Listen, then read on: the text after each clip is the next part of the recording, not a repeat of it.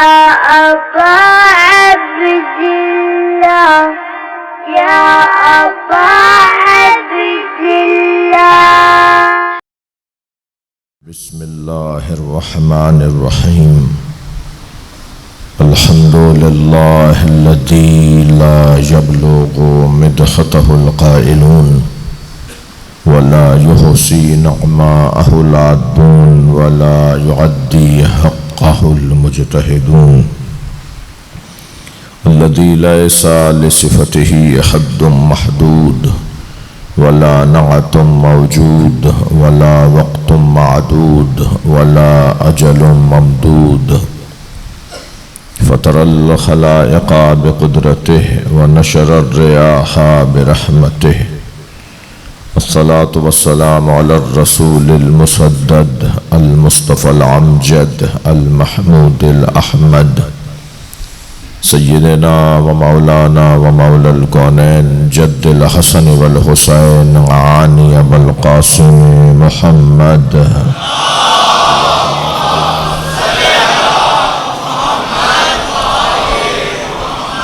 وآله الطيبين الطاهرين المعصومين الذين قال الله إنما يريد الله ليذهب عنكم الرجس أهل البيت ويطهركم تطهيرا. اللهم صل على محمد ولعنة الله على أعدائهم أجمعين من يوم عداوتهم إلى قيام يوم الدين. أما بعد، قال الحكيم في قرآن الكريم: بسم الله الرحمن الرحيم. الذين يبلغون رسالات الله ويخشونه ولا يخشون أحدا إلا الله وكفى بالله حسيبا. صلوات.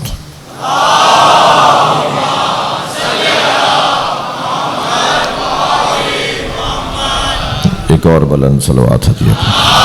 اللہم صل علی محمد وعلی محمد. سورہ مبارکہ احزاب آیت کا نشان 39. اللہ اس گھرانے کی عظمت کو بیان کر رہا ہے. عظمتیں اس گھرانے کی اتنی ہیں کہ جن کے لیے اللہ نے لا تحصوہا کہہ کر کہ تم گن نہیں سکتے، کیونکہ اس کی جتنی نعمتیں ہیں وہ صحیح مصداق فضائل اہل بیت کا رکھتی ہیں. یعنی فضائل اہل بیت اللہ کی نعمتیں ہیں، اور اللہ کی نعمتیں لا تحصوہا، انہیں گن نہیں سکتے.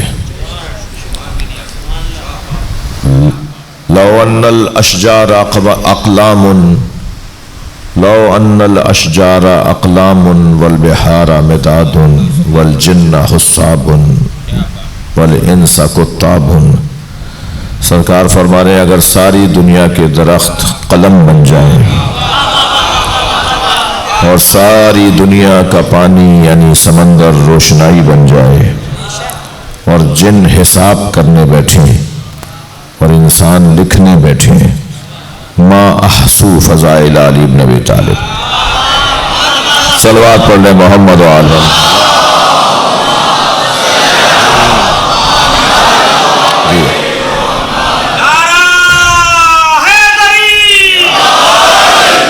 فضائل مولا علی، فضائل اہل بیت کو شمارش میں نہیں لایا جا سکتا. پھر ایک اور بات بھی ہے، جو فضائل ہم تک پہنچے اور ہم کتابوں سے پڑھ کر بیان کرنے کی کوشش کریں، وہ فضائل بھی اس کا ظاہر ہے، فضائل کا ظاہر ہے. فضائل کے باطن کے لیے تو ایک شخص مولا حسین کی خدمت میں آیا اور اس نے کہا آپ مجھے اپنی معرفت کروائیں. تو حضرت نے فرمایا کہ تم متحمل نہیں ہو، تم ہمارے فضائل کی حقیقت کو جان سکو. اصرار بڑھا تو حضرت نے اس کے دونوں بازوؤں کو پکڑ کر اس کا چہرہ حضرت کے چہرے کے سامنے دونوں بازوؤں کو تھام کر کچھ دیر کے لیے حضرت نے اس سے کچھ کہا تو وہ مولا سے اپنے آپ کو دور ہٹاتے ہوئے کہنے لگا کہ میرا سینہ سنگینی سے پھٹنے کو ہے.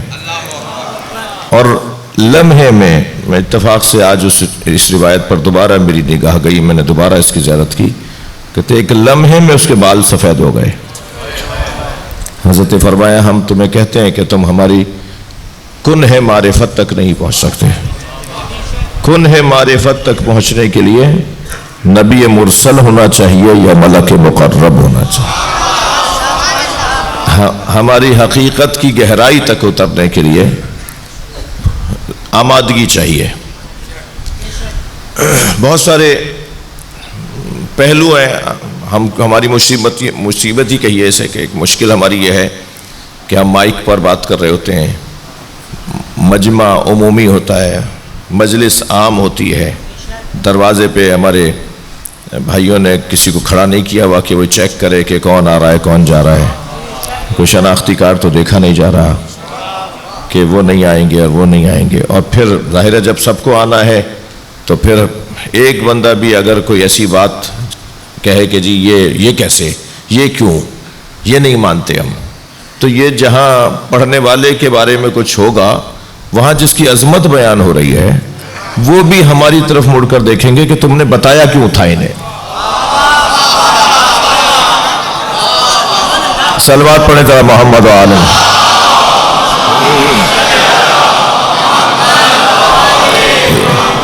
لہٰذا یہ ایک بہت بڑا درد ہے. اور پھر ہمارے یہاں ماحول کچھ اس انداز کا ہے کہ فضائل کے باب میں خاص طور پہ بات ہو رہی ہے کہ جنہوں نے اس طرح کا مطالعہ نہیں کیا ہوا ہوتا, حتیٰ میرے قبیلے کے لوگ, وہ پھر ہم سے ہی کہتے ہیں کہ جی ہے صحیح مولانا, وہ کہتے ہیں جی کہاں سے لے آئے. اب جب انہیں کتاب دکھائی جائے, اب جب انہیں حوالہ دیا جائے تو پھر وہ کہتے ہیں اچھا کتاب تو مل گئی. اب وہ تو پہلے تو تسلی یہی نہیں ہوتی ان کو کتاب میں بھی ہے, کتاب مل گئی. اب پھر کتاب مل جاتی ہے تو پھر اس کے راویوں کی پرکھ شروع کر دیتے ہیں. پھر وہ راویاں بھی ان کے صحیح مل جاتے ہیں تو پھر کہتے ہیں کہ یہ بیان نہیں ہونا چاہیے. تو بہت مشکل ہے. فضائل اہل بیت کے باب میں اگر تقسیم کریں ہم فضائل اہل بیت کے موضوعات کو تو یقیناً آپ یقین جانیے کہ ہم سنگین مسائل کو ممبر سے بیان نہیں کر سکتے. اول تو ہمیں خود بھی نہیں پتا, میں کون سا زیادہ بقول کسی کے خود بڑا چیمپئن نہیں ہوں, مجھے خود نہیں پتا. لیکن جو پتہ ہے, جو پتہ کر سکتے ہیں, جو دل کرتا ہے کہ بیان کر دیا جائے, اسے بھی بیان کرتے ہوئے 50 دھڑکنیں لگی ہوئی ہوتی ہیں. اچھا پہلے والے کیوں کر جاتے تھے, ہمارے بزرگ کیوں ایسے فضائل, گہرے فضائل, ان کا علمی معیار, ان کی فضائل کا بیان زیادہ کیوں تھا؟ اس کی وجہ یہ کہ سوشل میڈیا تو تھا ہی نہیں. میڈیا بھی جس انداز کا تھا کہ معلوم ابو علی کیسی رہے, اور پھر وہ وہاں سے وہاں تک منتقل ہونے میں 1 ہفتہ تو لگ ہی جائے گا, اور پھر اس وقت تک اگر کوئی چیز رکوانی ہے تو رکوائی بھی جا سکتی ہے کہ نہیں صاحب یہ عام نہیں ہونی چاہیے. نسبتاً آسان تھا کام, اب تو بہت مشکل ہو گیا کام. کلاس بنا کر مجلسیں کرنا یہ مفاد مکتب اور مفاد مذہب میں نہیں ہے. کلاس بنا کر مجلسیں کرنا یہ مفاد مذہب میں نہیں ہے. مذہب کا یہ تقاضا ہی نہیں ہے کہ ہم کلاسیں بنا دیں کہ وہ بس وہ آئیں گے تو یہ بات ہوگی, وہ نہیں آئیں گے تو یہ بات نہیں ہوگی. تو ایک عجیب قسم کا دور کو شروع ہوا ہے. پھر بھی بہرحال اسی دور کے ساتھ ہم اہل بیت کے چاہنے والوں کا تو انداز یہ ہے کہ ہم زمانے سے اثر نہیں لیتے, زمانے کو متاثر کرتے ہیں. کیونکہ جس امام معصوم کی شہادت کی شب ہے, ان کی زندگی کا ایک روشن پہلو, ایک واضح امامت کا عنوان آپ کی امامت میں وہ یہی ہے کہ آپ نے زمانے سے اثر نہیں لیا. ہر امام نے ایسے کیا, لیکن امام کا زمانہ سارے زمانوں سے مشکل زمانہ تھا. امام سجاد کا زمانہ تمام زمانوں سے مشکل زمانہ تھا. اگر مولا علی کے زمانے میں ایک جناب زہرا کے ساتھ ظلم تھا تو یہاں ثانی زہرا بھی ہیں, یہاں امام حسین کی زوجہ بھی ہیں, یہاں امام حسن کی زوجہ بھی ہیں. یعنی اس وقت ایک بی بی کے ساتھ سامنا تھا مخالفوں کا, امام زین العابدین کے زمانے میں تو ایک بیوی سے کہیں زیادہ تعداد ہے بیویوں کی کہ جن کو امام کو سنبھالنا ہے، جن کی ذمہ داری امامت میں امام کی آتی ہے۔ پھر اتنا بڑا واقعہ گزر چکا ہے کربلا معلیٰ میں، اپنی آنکھوں سے سب کچھ دیکھ کر آ رہے ہیں۔ ان تمام حالات کو مد نظر رکھتے ہوئے امام نے اپنی زندگی میں 3 طریقوں کو اپنایا، 3 روشوں کو امام نے اپنی زندگی میں اپنایا۔ وہی پیغام ہم آپ کو بھی ہے کہ ہم مبلغوں کو، آپ ہم سب کو، کہ تم اپنے زمانے زیرکی، ہوشیاری، سمجھداری سے کام لو، اور اپنے زمانے کے حالات کو مد نظر رکھتے ہوئے اپنے لیے کچھ اصول اور کچھ روش مقرر کرو۔ روشوں کو مقرر کر کر نظریے سے تو ہاتھ اٹھانا نہیں ہے، نظریے سے ہاتھ اٹھانا نہیں ہے، اپنے اصولوں سے ہاتھ اٹھانا نہیں ہے، اصولوں پر قائم رہتے ہوئے، نظریے پر قائم رہتے ہوئے کچھ روش ایسی اپنی مقرر کرو کہ تمہیں نقصان بھی کم سے کم ہو اور تمہارا نظریہ بھی محفوظ رہ جائے۔ یہ ہنرمندی سکھانے والے کو زین العابدین کہا جاتا ہے۔ صلوات پڑھ لیں محمد و آل محمد۔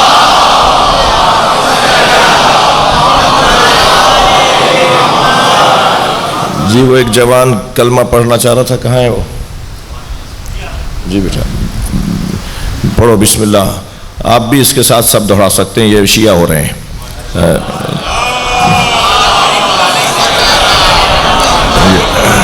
اب سے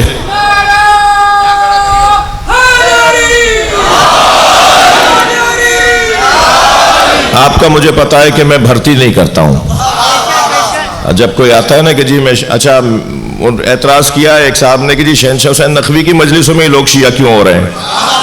تو بھائی تم نے گالیاں بھی تو اسی کو دی تھی، تو لوگوں کی توجہ ہو گئی ہے کہ ذرا اس سے جا کے ملتے ہیں۔ آپ میں سے بہت سو کو قدر نہیں ہوگی، مگر دشمن جانتا ہے کہ دشمن کا دشمن کون ہے۔ صلوات پڑھے ذرا محمد و آل محمد۔ تو یہ جو ابھی میں ان سے ذکر دہروا رہا ہوں، یہ ذکر ہے جو ہم اذانوں میں، اقامت میں روزانہ 5 مرتبہ کہتے ہیں، تو کوئی ضرور پریشانی کی بات نہیں ہے، آپ سب بھی دہرائیں، ذکر ہے، ثواب ہے۔ بسم اللہ الرحمن الرحیم، سب مل کر پڑھیں گے بھئی۔ لا الہ الا اللہ، اور اونچی آواز ہے، لا الہ الا اللہ محمد الرسول اللہ علی ولی اللہ وصی رسول اللہ وخلیفتہ بلا فاصل۔ اللہ کی وحدانیت کا اقرار کرتا ہوں، رسول اللہ کی خاتمیت کا اقرار کرتا ہوں، نبی مکرم کے بعد پہلے امام مولا علی علیہ السلام، دوسرے امام امام حسن مجتبی علیہ السلام، تیسرے امام امام حسین علیہ السلام، چوتھے امام امام زین العابدین علیہ السلام، پانچویں امام امام محمد باقر علیہ السلام، چھٹے امام امام جعفر صادق علیہ السلام، ساتویں امام امام موسیٰ کاظم علیہ السلام، آٹھویں امام امام علی رضا علیہ السلام، نویں امام امام محمد تقی علیہ السلام، دسویں امام امام علی نقی علیہ السلام، گیارہویں امام امام حسن عسکری علیہ السلام، بارہویں امام امام مہدی عجل اللہ تعالی فرجہ الشریف ہیں۔ صلوات پڑھیں اللہم صلی علی محمد۔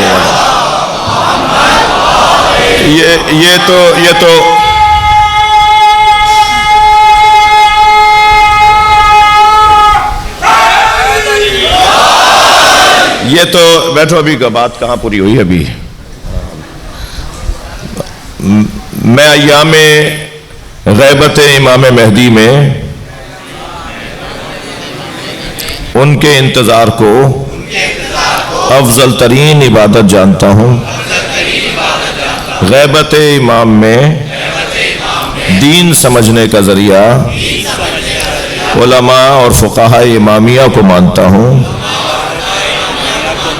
ایک اچھا مسلمان بن کے رہوں گا، ایک اچھا شیعہ بن کے رہوں گا، ایک اچھا پڑوسی بن کے رہوں گا، ایک اچھا پاکستانی بن کے رہوں گا، کسی سے نفرت نہیں کروں گا، خاص طور پر اہل سنت سے نفرت نہیں کروں گا۔ اللہ ان دعاؤں کو اور ان پیمان اور عہد اور حلف ناموں کو اپنی بارگاہ میں قبول فرمائے، اور اس جوان کے لیے دعا کریں کہ انہوں نے مکتب اہل بیت ارادہ کیا ہے کہ فقہ امام جعفر صادق پر عمل کریں، اور یہ نام فراز آپ کے سامنے ہیں۔ ان کی سلامتی کے لیے، آپ سب کی سلامتی کے لیے بلند تر صلوات۔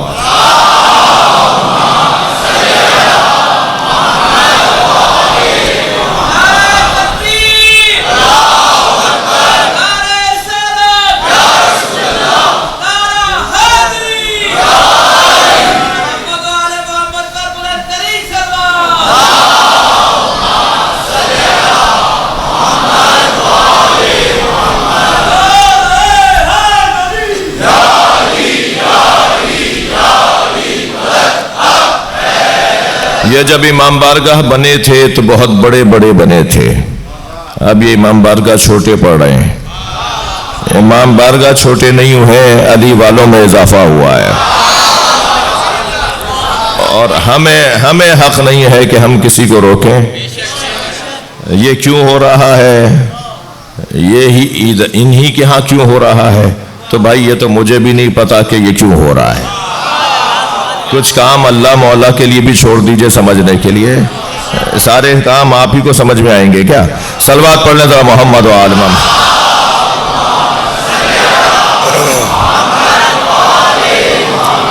یہ میں نے جواب دیا ان مخالفوں کو جو اس طرح کے کبھی کبھی سوچتے ہیں۔ ہمیں تو لالچ و مقصد یہ ہے کہ کوئی اپنے روزمرہ کی زندگی میں اہل بیت کی روش کو، اہل بیت کی سیرت کو اگر اولویت دینا چاہتا ہے، اہل بیت کی سیرت کو اگر اپنانا چاہتا ہے، تو یہ اس میں ہمیں کوئی رکاوٹ نہیں بننی چاہیے۔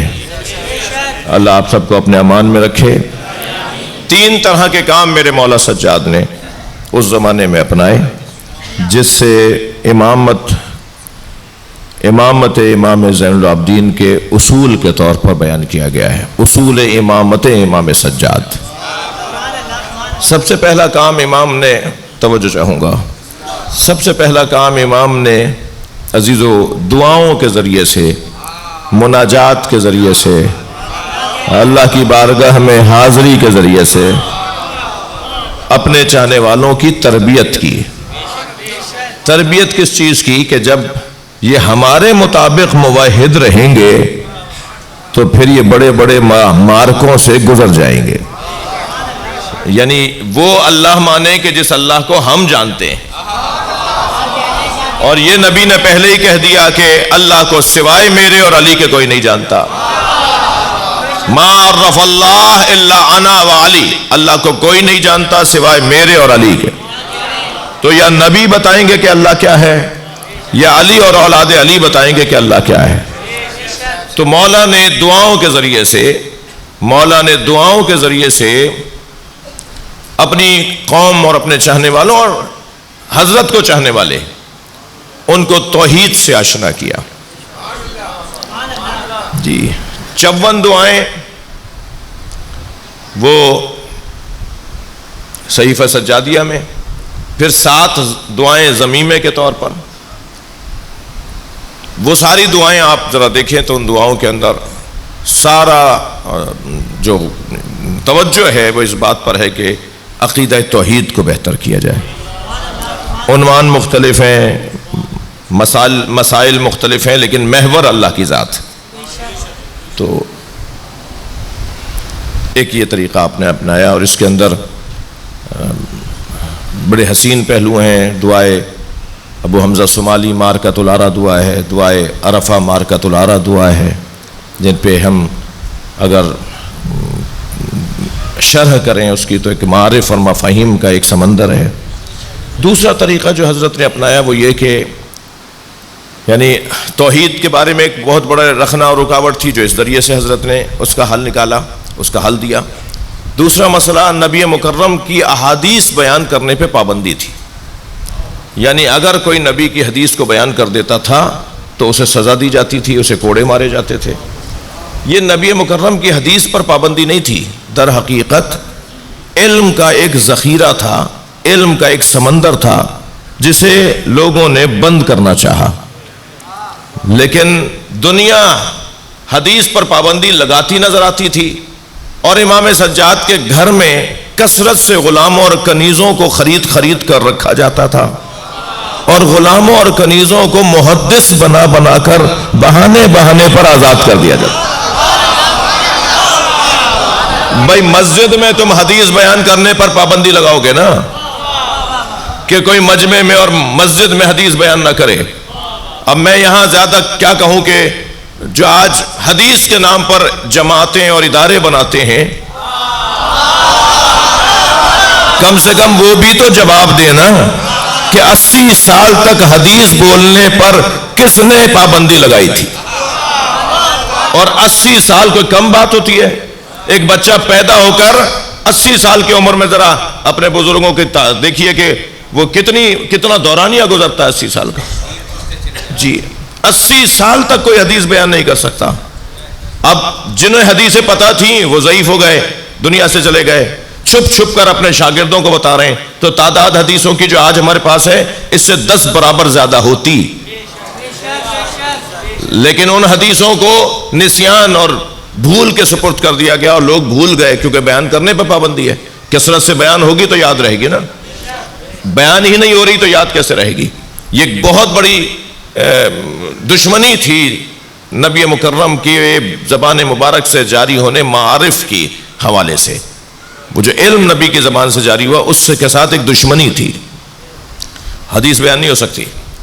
امام نسائی میرے بھائیوں کے 6 فقہا میں سے ایک ہیں، جی سیاہ ستہ کے فقہا میں سے ایک ہیں، انہوں نے حدیث بیان کی تھی مسجد میں، انہیں اتنے کوڑے مارے، اتنا انہیں مارا، زد و کوب کیا کہ وہ چند دنوں میں ہی ان زخموں کی تاب نہ لا کر شہید ہو گئے۔ اور وہ کیا تھا؟ وہ نہیں باز آ رہے تھے، نہیں رک رہے تھے کہ نہیں میں تو نبی کی حدیث کو نقل کروں گا۔ مگر کتنے لوگوں میں اتنی ہمت تھی جو شہادت قبول کرتے، جان سے ہاتھ دھوتے اور حدیث کو بیان کرتے؟ لیکن یہ سب ایسے حالات کا سامنا کر رہے تھے، اور امام سجاد نے غلاموں، اب امام کے گھر میں اگر 80 کنیزیں ہوں، جی 100 غلام ہوں، اور کپڑے اپنے امام سیدھے کرتے ہوں، بستر اپنا خود سیدھا کرتے ہوں، کھانا اپنا خود بناتے ہوں، تو اتنے غلاموں اور کنیزوں کا مطلب کیا تھا؟ مطلب ہرگز یہ نہیں تھا کہ اپنی خدمت کروانی ہے، مطلب تو یہ تھا کہ تم غلام اور کنیز کے طور پر آئے ہو، مبلغ بن کے واپس جاؤ۔ اور پھر وہ لوگ ہر مختلف علاقے کے اندر جا کے رہتے تھے، تو حضرت کو پتا ہوتا تھا کہ ہماری جانب سے سیکھی ہوئے اور پڑھے ہوئے لوگ کون کون سے علاقوں کے اندر آباد ہیں، اور پھر جب کبھی اس علاقے کا کوئی بندہ آتا تھا کوئی مسئلہ لے کر، تو حضرت اس کو جواب تو دیتے تھے دروازے پر آیا ہے، مگر ساتھ میں یہ بھی بتاتے تھے کہ تمہارے علاقے میں فلاں صاحب جو رہتے ہیں، آئندہ ضرورت پڑے تو ان سے رجوع کرنا۔ اس طرح حضرت نے دوسری روش یہ اپنائی۔ اور تیسری روش عزیزو، مرکز سے جڑے رہو، کہیں بھول نہ جاؤ کہ تم کس کے ہو، کہیں فراموش نہ کر دو کہ تمہارا تعلق کن سے ہے۔ اس مرکز سے مضبوطی کے ساتھ تعلق کو عزاداری کہتے ہیں۔ یہ امام سجاد کی سیرت کا تیسرا عنوان تھا۔ ہم تو ہفتے میں اور 6 دن میں اور مہینے میں مجلس میں کہیں شرکت کر رہے ہوتے ہیں نا، امام سجاد کے گھر میں روزانہ کئی بار مجلس عزا منعقد ہوتی ہے۔ کبھی ایک جانب بیویاں جمع بیٹھی ہیں اور ایک کنیز سنا رہی ہے کہ کربلا میں کیا ہوا، اور ساری بیویاں گریہ کر رہی ہیں۔ دوسری طرف دیکھیں تو چند غلام جمع ہیں اور وہ بتا رہے ہیں کہ کربلا میں علی اکبر کے ساتھ کیا ہوا۔ امام مسلسل آپ بلا مقایسہ عاشور کے دن اور کبھی چہلم کے دن کبھی کبھی ہماری یہ کیفیت ہو جاتی ہے، خاص شہادت کے دن کبھی کبھی ہماری کیفیت ہو جاتی ہے کہ آنسوؤں کا جریان ہو جاتا ہے، یعنی مجلس ختم ہوئے ہوئے 1 گھنٹہ گزر گیا مگر آنسو نہیں روک رہے۔ کبھی کبھی ہماری آپ کی یہ کیفیت ہو جاتی ہے کہ مجلس میں سے تو آئے ہوئے 1 گھنٹہ گزر گیا مگر آنکھوں سے پانی جاری ہے۔ اسے کہتے ہیں جریان آنسو، آنسوؤں کا جریان۔ اب آنسو بہتے رہیں گے، چاہے میرا ذہن وہاں نہیں ہے مگر میری آنکھوں سے آنسو نکل رہے ہیں۔ جو صبح سے شام تک 10 دفعہ حسین پہ روتا ہو تو کوئی تعجب کی بات ہے کہ ان کی آنکھ سے خون آتا ہو۔ جو چند گھنٹے مسلسل روتا ہے نا اس کی آنکھیں سرخ ہو جاتی ہیں۔ اجرکم اللہ، اجرکم اللہ۔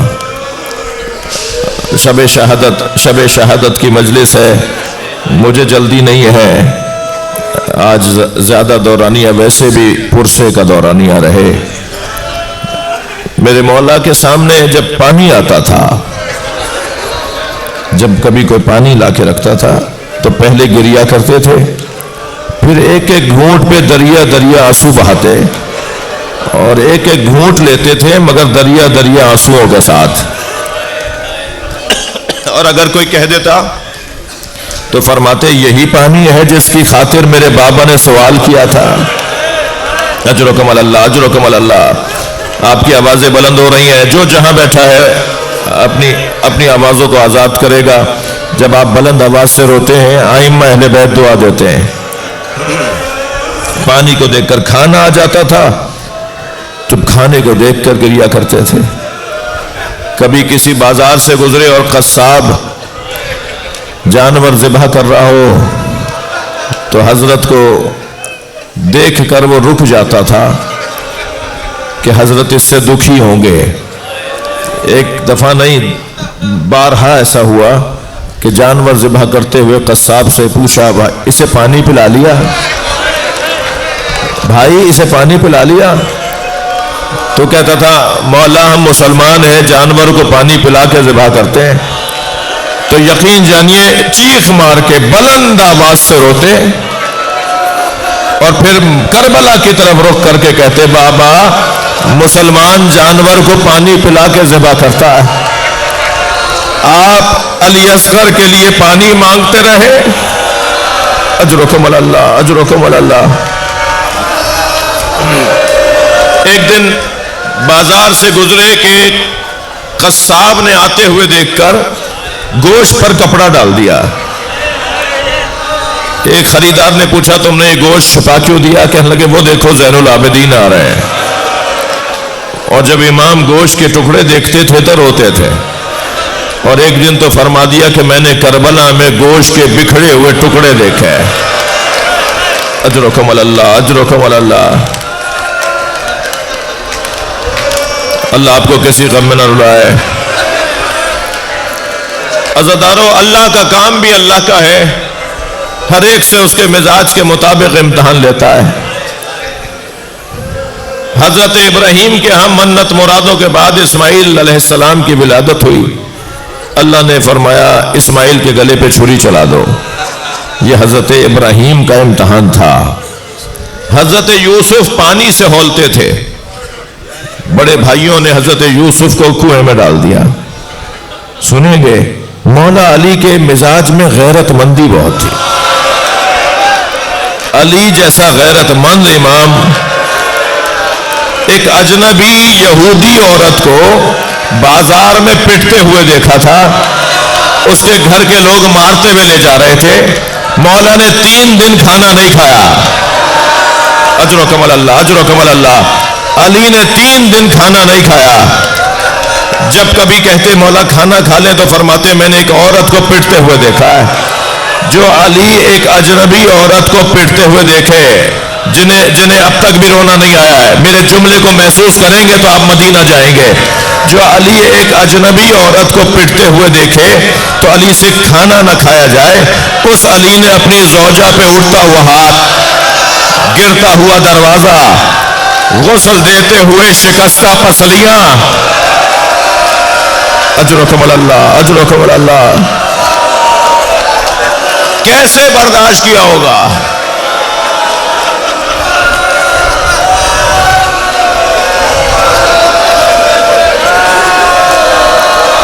جس شخص نے, مجھے جلدی نہیں ہے تسلی کر کے, جس شخص نے جناب زہرا پر جلتے ہوئے دروازے کو لات ماری تھی, دروازہ آدھا جل گیا تو ایک شخص نے اپنے غلام سے کہا اسے لات مار کے گرا دے. تھکے نہیں.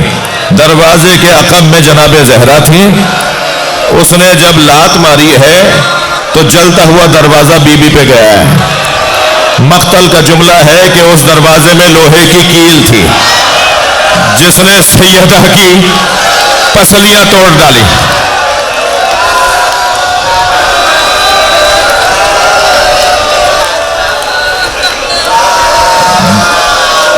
اس واقعے کے کچھ دن کے بعد دربار میں ایک جگہ پر جہاں ٹیکس وصول کیا جا رہا تھا, حکومتی ٹیکس وصول کیا جا رہا تھا, تو جیسے ہی لوگ ٹیکس جمع کرا رہے تھے, اپنی رسید لے رہے تھے, جیسے ہی یہ شخص خنفذ جس نے لات ماری تھی یہ اس کے قریب آیا نا, یہ پیسے دینے لگا تو ایک طرف سے اشارہ ہوا کہ اسے پیسے نہ لو, تو اس لینے والے نے کہا تمہیں پیسے معاف ہیں. وہ وہاں سے چلا گیا تو سنیں گے مولا زارو قطار رونے لگے, مولا علی زارو قطار رونے لگے. برابر میں بیٹھے ہوئے ایک چاہنے والے نے پوچھا یا علی کیا ماجرا ہے؟ فرمایا تمہیں پتا ہے اسے ٹیکس کیوں معاف کیا ہے؟ تمہیں معلوم ہے اس سے یہ مالیات کیوں معاف کی ہے؟ اس سے یہ ٹیکس اس لیے معاف کیا ہے کہ اس نے سیدہ کے دروازے پہ لات ماری, انعام کے طور پر دیا گیا ہے. سخت جملے ہیں, اللہ کرے بیان ہو پائے. جناب زہرا, اب اللہ امتحان لے رہا ہے نا ہر ایک سے اس کے مزاج کے مطابق. جناب زہرا کے مزاج میں مانگنا نہیں تھا. بھائی اگر میرے اشارے جا رہے ہو تو آپ بھی میرے ساتھ ساتھ چلیں. سیدہ کے مزاج میں مانگنا نہیں تھا. جو اپنے بابا سے کچھ نہ مانگے, جو اپنے شوہر سے کچھ نہ مانگے, اسے نبی کی وصیت ہے تمہیں بھرے دربار میں فدق مانگنا ہوگا. یہ جناب زہرا کا امتحان ہے. امام حسین کو پیاس بہت لگتی تھی. امام حسین دنیا میں آنے سے پہلے جناب زہرا اور پورے بنی ہاشم کو اس بات کا احساس تھا کہ یہ آنے والا جو بچہ ہے, ایک دن تو جناب زہرا نے فرمایا بابا یہ جو بچہ میرے ساتھ ہے یہ مجھے رلاتا ہے.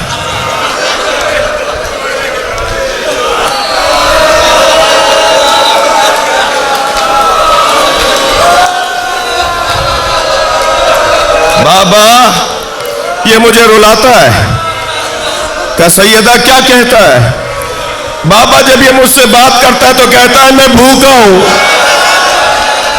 بابا یہ کہتا ہے میں پیاسا ہوں.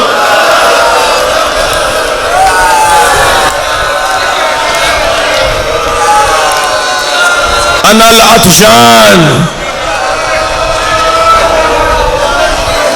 انا الجائع. یہ اس بچے کی آواز آتی ہے. پورے بنی ہاشم کے خاندان کو معلوم تھا کہ حسین مولا کو پیاس زیادہ لگتی ہے. جناب زہرا نے بھی جب مولا علی سے وصیتیں فرمائی نا, ہر بچے کے بارے میں علیحدہ علیحدہ فرمایا. امام حسین کے بارے میں فرمایا میرے بچے حسین کے پانی کا خیال رکھیے گا, کہیں یہ پیاسا نہ رہ جائے. میں نے اپنی آنکھوں سے یہ روایت پڑھی کہ 2 قدم کے فاصلے پہ تھیں جناب زہرا. جب امام حسین کو بھوک لگی تو نبی مکرم نے اتنا انتظار نہیں کیا کہ زہرا آ جائے. اپنا انگوٹھا امام حسین کے منہ میں دے دیا، نبی کے انگوٹھے سے دودھ نکلنے لگا، اور جب امام حسین پینے لگے تو فرمایا حسین یہ اللہ نے تمہارے لیے بنایا ہے، اور پھر جب پوچھنے پر فرمایا کہ میں نہیں برداشت کر سکتا کہ میرا حسین پیاس کی وجہ سے روئے۔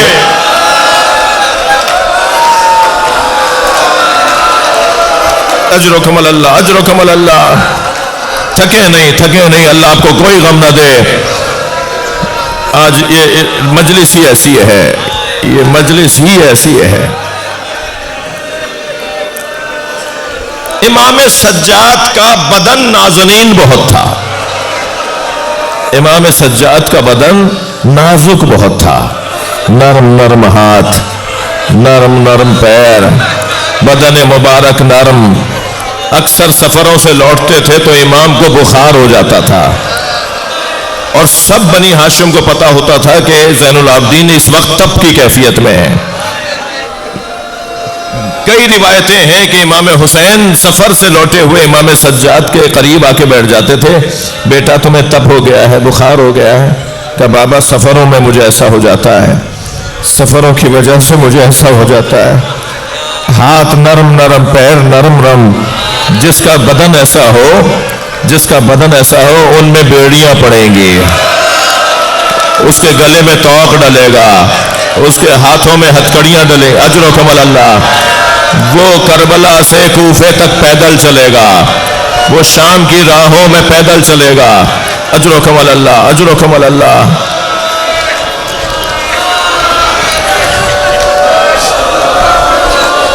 عزادارو، ایک روایت میں 2 دن سے سوچ رہا تھا، ہمت نہیں ہو رہی تھی پڑھنے کی، آج بھی میری ہمت نہیں ہے، مگر جب میں خود اس روایت پر سوچتا ہوں تو میرا حال غیر ہوتا ہے۔ روایت یہ ہے کہ جناب رباب کم بولتی تھی، جناب رباب کے مزاج میں بولنا نہیں تھا،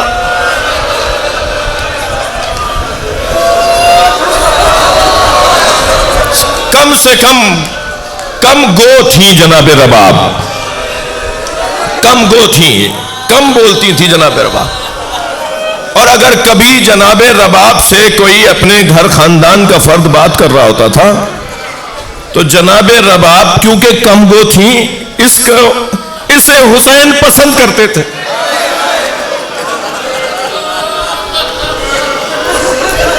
امام حسین کو یہ پسند تھا، یہ ان کی ذاتی صفت امام کو اچھی لگتی تھی، تو جب کبھی کوئی جناب رباب سے بات کرتا تھا تو امام حسین ان کی طرف سے جواب دیتے تھے۔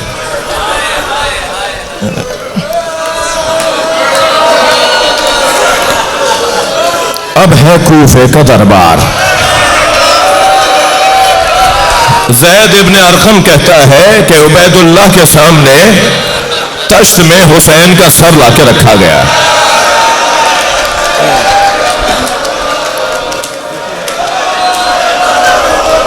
زید ابن ارقم کہتا ہے کہ سر حسین لا کے رکھا گیا، اور اس کا جب رومال ہٹایا گیا تو سب نے دیکھا، اجرکم اللہ، سب نے دیکھا کہ سر حسین تشت میں رکھا ہوا ہے۔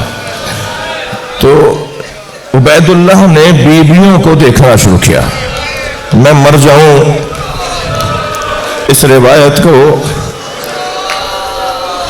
ہماری کسی بیوی کی طرف، ہمارے گھر کی عورت کی طرف کوئی اجنبی اگر دیکھے تو ہمارا حال غیر ہو جائے، ہم سے برداشت نہ ہو۔